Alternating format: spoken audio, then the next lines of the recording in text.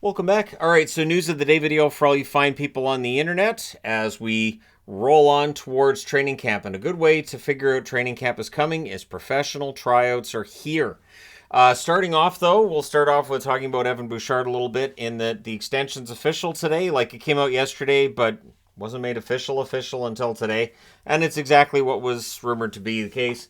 2 years, the cap hits $3.9 million. He makes $3.5 million in year one. $4.3 million in year two, and that is what the qualifying offer would be set at after year two's done. He'll make more than $4.3 million. He will. So it's a bargain contract for now to kick the can down the road and deal with how much he's going to make later at a later date. They couldn't afford to sign him to a long-term extension, and this is kind of one of those things that happens. And again, 2 years from now, we don't know what kind of situation the Oilers might be in when it comes to their salary cap. So it is professional tryout season, so let's go through it, starting with Harrington, who's played for the Ducks before. He has a tryout with the Ducks. I hope he makes it. Harrington's a good depth defenseman. I'd like to see him playing for Anaheim yet again. Isaac Radcliffe has signed a tryout with the St. Louis Blues, and that's why I'm wearing a Chicago Wolves jersey, because he already has a contract with the Chicago Wolves. So he has already got a job within the organization playing in the AHL, and St. Louis trying to figure out, so do they want to sign him to an NHL level deal, which would nullify the one he's got with Chicago. You would think two-way deal, but we will see on that one how it turns out. And the Columbus Blue Jackets have signed both Nick Milosh as well as Aaron Dell to tryouts as well, needing some depth in net. Of course, it'll likely be Merzlikins and Tarasov. Dell would be a good option as a number 3, so we'll see how that turns out. And Milosh, decent depth defenseman as well. So Columbus just looking to add some depth, as will be the case with a lot of these tryouts we're going to see. Keep in mind there's split squad games that go on during the preseason, and you're going to need some veterans sometimes in quotes, because what might qualify as veterans to meet the minimum for a preseason game can be, I'm not going to say laughable, but I kind of did. Anyways, that being said, we'll go back to another part of the board here and discuss the San Jose Sharks for a moment. They have sent the number 27 draft pick in 2022, Philip Bystedt, has been loaned back to the SHL. So he's playing the Swedish League last year. He has been officially loaned back to the SHL this year. And all the best to him. There's no reason to rush a draft pick. There's no reason to worry about it. And he's already well acquainted with the SHL team he's playing for, and all the best to him on that one. Now, one thing that we've talked a lot about is the desire to see some kind of best-on-best tournament. And I know everybody's going to say, well, we want the Olympics. I'm not disagreeing. I think that if the Olympics take place in a situation where those games are shown live, where most of us are awake and able to watch them, I think that's optimal. But the NHL wants a best-on-best tournament of its own as well. It's really simple. It's dollars and cents, right? The NHL doesn't make the money off the Olympics that they can off of their own best-on-best tournament. So they're working with the NHLPA on putting together a best-on-best tournament for February of 2025. So this would be in place of the All-Star break and might be kind of fun. So it looks like the 2024-2025 season could be a really fun one if they plunk that in where we normally have an All-Star break. So it also means that we'll see some of these young players that haven't been involved in any kind of international best-on-best tournaments finally getting to play in one. So it should be fun, and again, this is a way for the NHL to generate a little interest, and I consider it kind of a practice run. Think about it.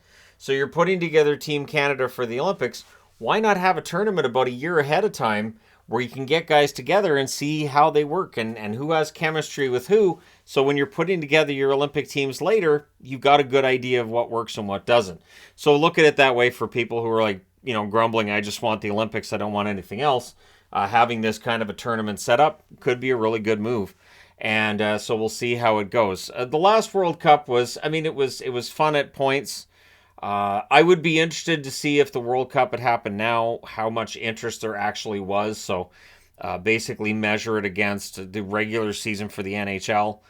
It felt like it was basically regular season levels in terms of importance. But when you get into the medal rounds, people pay attention. So I would expect it would do quite well.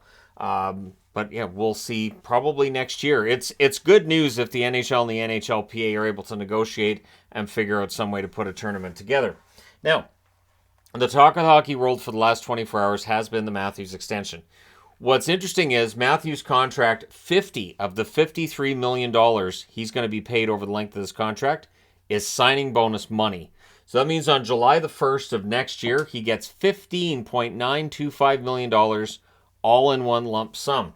This is where not all contracts are created equal. There are teams in the NHL that can afford to do this, and there are plenty of other teams that can't afford to do this. So when players sign contracts, it's not just about the cap hit, that signing bonus money. The rich teams don't have a problem with parting with it, but other teams not so much. And of course, if a contract gets bought out, you cannot buy out the signing bonus portion of a contract. So that means that it's buyout proof as well. There would be virtually no benefit to buying out a contract. Not that they'd buy out Matthews. I'm just saying when there's a lot of signing bonuses, it becomes difficult to buy out.